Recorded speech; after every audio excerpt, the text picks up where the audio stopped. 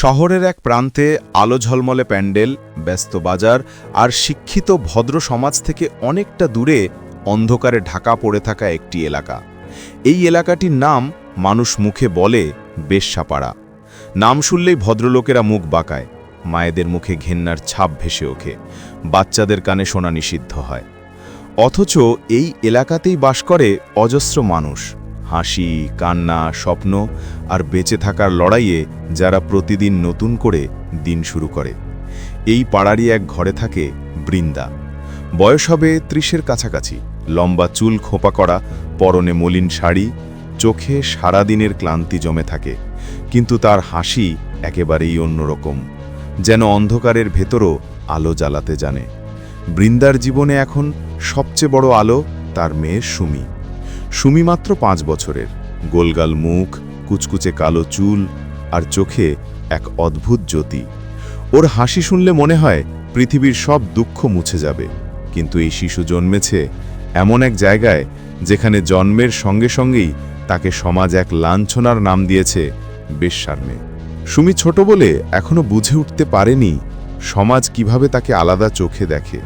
সে জানে শুধু তার মা তাকে ভীষণ ভালোবাসে। সকালে উঠেই মায়ের সাথে খেলা, মায়ের কোলে মাথা রেখে গল্প শোনা, এসবই তার জীবনের রঙিন জগৎ। কিন্তু বাইরে পা রাখলেই অন্যরকম চিত্র। পাশের ভদ্র পরিবারের বাচ্চারা তাকে খেলতে ডাকে না। যখনই ও কারো সঙ্গে খেলতে যায়, তাদের মা বাবারা টেনে নিয়ে যায়, ওর সঙ্গে খেলবি না, ও ওখানকার মেয়ে।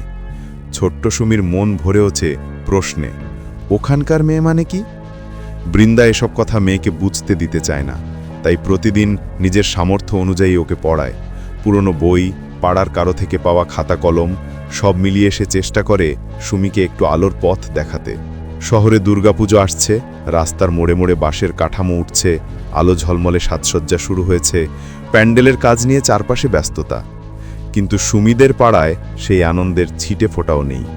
সুমি জানে অন্য বাচ্চাদের মতো সে প্যান্ডেলে গিয়ে মেলামেশা করতে পারবে না। পাড়ার মানুষ আগেও বহুবার চেষ্টা করেছে, কিন্তু ভদ্র সমাজের চোখে তাদের উপস্থিতি প্যান্ডেলকে অপবিত্র করে দেয়। ভদ্রলোকেরা বলে যদি কোনো বেশ্যার সন্তান ভুলেও প্যান্ডেলে ঢুকে পড়ে, তবে প্রতিমার সামনে গঙ্গাজল ছিটিয়ে জায়গাটা শুদ্ধ করতে হয়। এমন অপমান বারবার সহ্য করতে না পেরে পাড়ার মেয়েরা নিজেরাই প্রতিজ্ঞা করেছে প্যান্ডেলে তারা পা রাখবে না।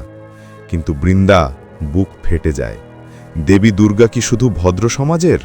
মায়ের কোলে জন্মানো এই মেয়েটি কি মায়ের পায়ে মাথা ঠেকাতে পারবে না? এক বিকেলে বৃন্দা বারান্দায় বসে সুমিকে অক্ষর শেখাচ্ছিল। তখনই গলির মুখে হাজির হলো একজন লোক। নাম তার সুশীল।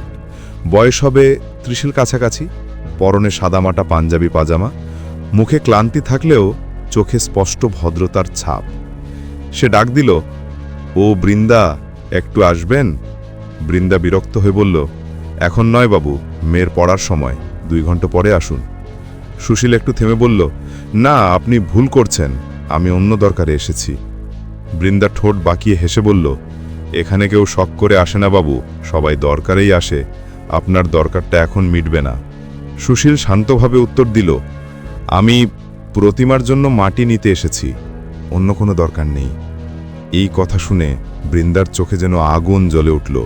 সে তীব্র স্বরে বলল, অদ্ভুত না বাবু, আপনাদের সবথেকে বড় পুজোর প্রতিমা তৈরি হয় এই নরক থেকে তোলা মাটি দিয়ে, অথচ আমরাই সেই প্রতিমার সামনে দাঁড়াতে পারি না। আমরাই নাকি অপবিত্র, তাহলে এই মাটি বা এত পবিত্র কেন? সুশীল স্তব্ধ হয়ে গেল। উত্তর দেওয়ার মতো কোনো কথা তার মুখে এলো না। বৃন্দা থেমে না থেকে বলতেই লাগলো, আপনারা আমাদের ছুঁতে চান না, আমাদের সন্তানকে স্কুলে ভর্তি নেন না, আমাদের প্যান্ডেল থেকে তাড়িয়ে দেন, অথচ এই বেশ্যাপাড়ার মাটি ছাড়া আপনাদের প্রতিমা তৈরি হয় না। গঙ্গা জল দিয়ে শুদ্ধ করতে পারেন, কিন্তু দেবীর মূর্তিতে প্রাণ দিতে পারেন না এই মাটি ছাড়া। সত্যি অদ্ভুত নয় কি? সুশীল চুপচাপ দাঁড়িয়ে রইল। তার চোখে লজ্জা আর অস্বস্তি ভেসে উঠল।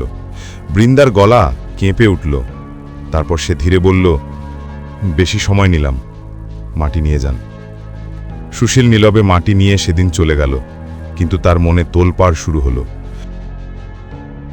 কয়েকদিন পর আবার সে এলো বৃন্দার উঠোনে। সুমিতাকে দেখে খুশিতে চিৎকার করে উঠল, মা, বাবু এসেছে। এই বাবু ডাক শুনে সুশীল চমকে উঠল। কাছে গিয়ে স্নেহ ভরে বলল, না সুমি, আমাকে বাবু বলবে না, কাকু বলবে। সুমি অবাক হয়ে তার দিকে তাকিয়ে রইল, তারপর ধীরে হাসল। এই ছিল প্রথমবার যখন বাইরের কোনো মানুষ তাকে এত আপন করে কথা বলল। বৃন্দা ঘর থেকে বেরিয়ে এসে দৃশ্যটা দেখে অবাক হলো।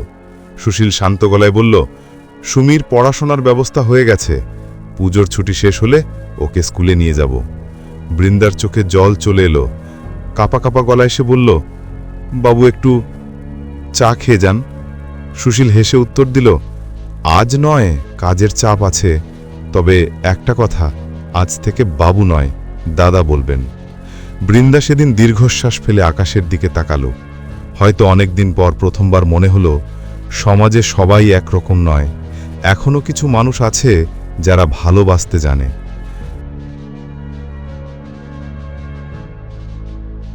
পুজোর দিনগুলো কেটে গেল। আলো ঝলমলে শহর, ভিড় জমে থাকা প্যান্ডেল, ঢাকের শব্দ, ধূপের গন্ধে ভরা চারদিক। কিন্তু বৃন্দার মনে ছিল অন্য আনন্দ। তার মেয়ে অবশেষে স্কুলে যাচ্ছে। প্রথম দিন সুমি ইউনিফর্ম পরে স্কুলে দাঁড়ালো, চোখে মুখে উচ্ছ্বাস, হাতে নতুন ব্যাগ। বৃন্দা দূর থেকে তাকিয়ে দেখছিল, বুক ভরে উঠছিল গর্বে। হয়তো এই প্রথম সে সমাজকে জবাব দিতে পারল, আমার মেয়ে আরেকটি বেশ্যা হবে না, সে হবে শিক্ষিতা, আলোর পথের যাত্রী। এই গল্পে সুমির জীবন্ত একটা প্রতীক।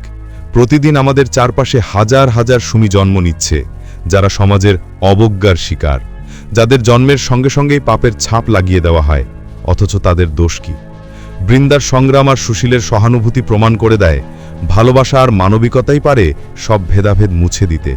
শহরের সবথেকে বড় প্যান্ডেলের প্রতিমা যেমন তৈরি হয় সেই নিন্দিত পাড়ার মাটি দিয়ে, ঠিক তেমনি সমাজের সবচেয়ে সুন্দর মানবিকতার প্রতিমা তৈরি হয় সেই সব মানুষের ত্যাগ আর লড়াই দিয়ে, যাদের আমরা চোখ ফিরিয়ে রাখি।